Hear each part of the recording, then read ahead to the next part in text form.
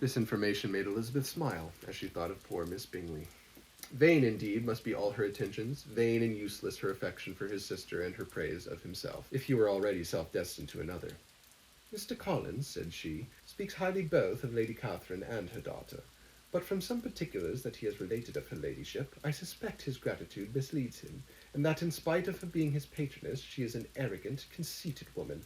I believe her to be both in a great degree, replied Wickham. I have not seen her for many years, but I very well remember that I never liked her, and that her manners were dictatorial and insolent. She has the reputation of being remarkably sensible and clever, but I rather believe she derives part of her abilities from her rank and fortune, part from her authoritative manner, and the rest from the pride of her nephew, who chooses that everyone connected with him should have an understanding of the first class.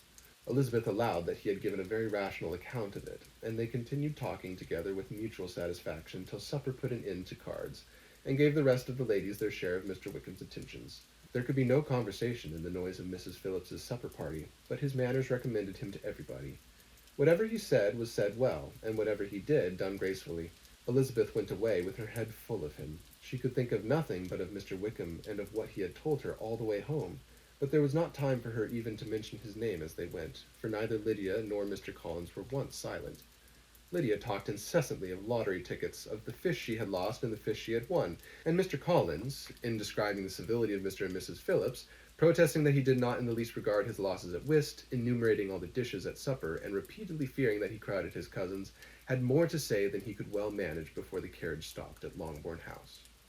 End of chapter 16.